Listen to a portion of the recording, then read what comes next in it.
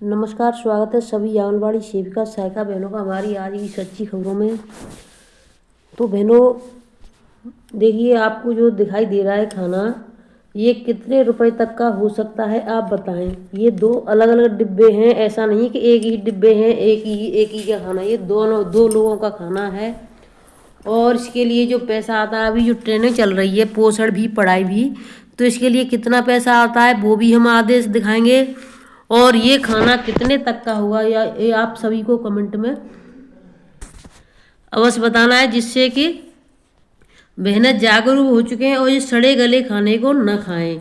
तो देखिए, सबसे पहले तो मैं आपको आदेश दिखा देती हूँ। ये पोषण भी पढ़ाई भी का आदेश निकला था बाल विकास परियोजना अधिकारियों के लिए, शुरुआत से बता देती हूँ। और जो आदेश हैं उनको भी दिखाऊंगी, कई आदेश लगे हुए हैं, तो वीडियो को लास्ट तक पूरा देखें। जिन्होंने अभी तक चैनल को सब्सक्राइब नहीं किया है तो जल्दी से जल्दी सब्सक्राइब कर लें।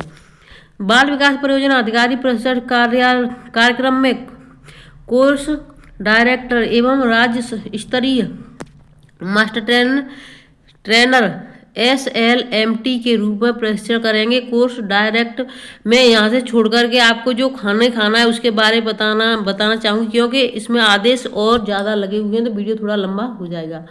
यहाँ से देखें, प्रतिदिन प्रशिक्षण कार्यक्रम में पूर्व प्रशिक्षण सामग्री को देखना एवं उनके उपयोग को समझ लिया जाना, यानी ये प्रतिभाग करेंगे उनके लिए है। प्रतिभागियों द्वारा उनके स्मार्टफोन पर प्रशिक्षण संबंधी फॉर्म भरा जाना सुनिश्चित करना, यानी आप जब प्रशिक्षण देंगी तो ये फॉर्म आपको प्रतिदिन भरना है। ये किसका कार्य है, आपको ARP जो प्रशिक्षण देंगे वो करवाएंगे, ऑनलाइन फॉर्म भरा जाएगा आपका तीनों दिन।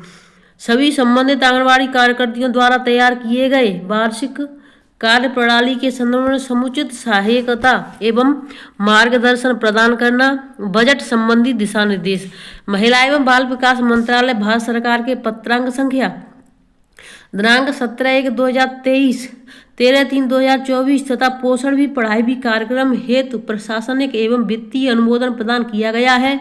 जनपद स्तर पर पोषण भी पढ़ाई भी प्रशिक्षण कार्यक्रम में निम्नानुसार व्यय हेतु दिशा निर्देशों को अनुपालन किया जाएगा। अब देखिए, यहाँ पर क्रम संख्या, विवरण और धनराशि रुपए में। पहला नंबर देखिए, प्रशिक्षण स्थल हेतु किराया प्रतिदिन का 4,000 की दर से 12,000 भेजा गया है, यानी एक परियोजना के लिए, ठीक है। दूसरा है सूक्ष्म जलपान यथा चाय, पानी, स्नैक्स आदि 300 रुपये प्रतिदिन प्रति व्यक्ति प्रतिदिन, यानी खाने और उसके यानी चाय नाश्ता के, यानी आपको नाश्ता के और खाने के 300 रुपये, यानी 150 रुपये, ठीक है। इसके लिए 90,000 भेजा गया है। अब इसमें आगे आ जाता है प्रशिक्षण किट, प्रशिक्षण सामग्री, बैग, फोल्डर तथा स्टेशनरी, पेन, राइटिंग पेन प्रत्येक प्रशिक्षणकर्ता हेतु 150 रुपये। तो आपको जो पेन, पेंसिल, बैग, फोल्डर जो भी मिलेगा उसके लिए प्रति आंगनबाड़ी के 150 रुपये हैं। ये इसके लिए प्रति परियोजना 30,000 भेजे गए हैं। आंगनबाड़ी कार्यकर्ता हेतु TA जनपद की सीमा, यानी आने जाने का किराया TA जनपद की सीमा के हिसाब से 45 रुपये 150 प्रति व्यक्ति प्रतिदिन, यानी एक दिन का 150 रुपये आपको आने जाने का किराया मिलेगा। इसके लिए 45,000 रुपये भेजे गए हैं। कुल धनराशि प्रशिक्षण के एक बैच हेतु एक बैच 100 व्यक्ति, यानी कि ये धनराशि भेजी गई है 1,85,000। और देखिए, बैनर के लिए बहनों अलग पैसा भेजा है, कॉन्स्टेंसी बैनर सम्मिलित, इसके लिए 8,000 के बैनर बनेंगे शुरू। और एक बैच में यानी 100 व्यक्ति होने चाहिए। 1,85,000 व्यक्तियों के लिए ये भेजा गया है। 1,85,000 100 व्यक्तियों के लिए एक बैच में 100 व्यक्ति होने चाहिए और इतना भेजा गया है। तो अब आप समझ लो कैसे क्या है। और इसके खाने का जो अभी मैंने आपको दिखाया, ये खाना मिल रहा है 150 रुपये, 150 रुपये का खाना है। ये आपको दिख रहा है 150 रुपये का खाना है। और ये आपको जो बैग दिखाई दे रहा है नीचे, ये बैग है 150 रुपये का, इसमें कुछ भी नहीं है। यहाँ पर ये बहनों ने लिख करके भेजा है। शासन व्यवस्था, जो प्रत्येक आंगनबाड़ी के ऊपर 180 का जलपान खान की व्यवस्था का राज्य सिद्धांत आता है, वो खान पान की व्यवस्था की गई है। आप लोग स्वयं देख लीजिए कहाँ से कितने हिस्से शुरू किया है। रसिया ब्लॉक, जिलाहाबाद, बहराइच, ये बहराइच का है बहनों। अब दूसरा है देखिए, शासनादेश में एक आंगनबाड़ी के प्रशिक्षण हेतु 300 नाश्ता के और खाने के 300 नाश्ता एवं खाने का आता है 50 रुपये, 150 रुपये बैग एवं किट का आता है प्रति आंगनबाड़ी एक, एवं 150 रुपये आने जाने का किराया शासन द्वारा दिया जा रहा है। ये उसकी लिस्ट भेजी गई है तो हमने आपको दिखा दिया है। अब मैं आपको और भी आदेशों की तरफ ले चलती हूँ, तो वीडियो में लास्ट तक सभी बहनें बनी रहें। बाल विकास एवं पुष्टाहार उत्तर प्रदेश सेवा में निदेशक सूचना विभाग उत्तर प्रदेश, ये बहनों आपका 21 फरवरी 2025 का आदेश निकला हुआ है। विषय है इसका, प्रदेश के 72 जनपदों में चिन्हित 16,045 सक्षम आंगनबाड़ी केंद्रों पर ECCE किट, मटेरियल किट सामग्री यानी लर्निंग मटेरियल किट सामग्री जैम पोर्टल से क्रय किए जाने हेतु जैम निविदा आमंत्रण सूचना के संबंध में महोदय अवगत कराना है कि प्रदेश के 72 जनपद में चिन्हित 16,045 सक्षम आंगनबाड़ी केंद्रों पर ECC kit, learning material kit सामग्री जैम पोर्टल के माध्यम से क्रय किए जाने हेतु जैम के बिन जैम यानी इस पर दिनांक 20/2/2025 को अपलोड की गई है, यानी 20 फरवरी को अपलोड की गई है। अतः आपसे अनुरोध है कि उक्त बिड के संबंध में अधिक से अधिक जनमानस में प्रचार प्रसार कराए जाने के उद्देश्य से दो प्रमुख हिंदी एवं अंग्रेजी समाचार पत्र में संलग्न विज्ञापन शासकीय दरों पर प्रकाशित कराने का कष्ट करें, यानी जिससे कि जागरूक हो सके, सबको पता चल जाए। इसमें देखिए साफ साफ लिखा गया है, दो हिंदी व अंग्रेजी समाचार पत्र के साथ विज्ञापन में जारी कर दिया जाए, जिससे कि सबको पता चल जाए। अतः आपसे किया जाए समाचार पत्र में संलग्न शासना दरों को प्रकाशित करने का कष्ट करें। भवदीप संदीप कौर निदेशक, तो ये आपकी संदीप कौर निदेशक है, उन्होंने ये निकाला है। श्री सरोज अहमद खान निदेशक नोडल IT को इस निर्देश के साथ उक्त सूचना विभागीय वेबसाइट पर भी अपलोड कराना सुनिश्चित करें। ये यानी दूसरे नंबर पर आपका जो टिक दिखाई दे रहा है आपको यहाँ पर, तो इनको आदेश दिया गया है कि ये इसको उपनिदेशक हैं जो कि इसको अपलोड वेबसाइट पर कर दें। अब इसमें आगे फिर देखिए इसके साथ ही ये दूसरा भी आ गया है, निदेशालय बाल विकास एवं पुष्टाहार उत्तर प्रदेश, तृतीय तल, इंदिरा भवन, तरजगंज, लखनऊ। ये उसका ईमेल ID है, यानी ये उसकी ईमेल ID है जिसमें आप देख सकती हैं साफ साफ कि ये उसमें भेजा गया है। इसमें है प्रदेश के 72 जनपदों में चिन्हित 16,045 सक्षम आंगनबाड़ी केंद्रों पर ECC kit, learning material kit सामग्री जैम पोर्टल के माध्यम से क्रय किए जाने हेतु जैम में 20/2 को अपलोड की गई, जिसकी अंतिम तिथि 13 तारीख यानी उसकी अंतिम तिथि थी 13/2/2025 12 बजे तक, यानी 13 तारीख उसकी अंतिम तिथि थी।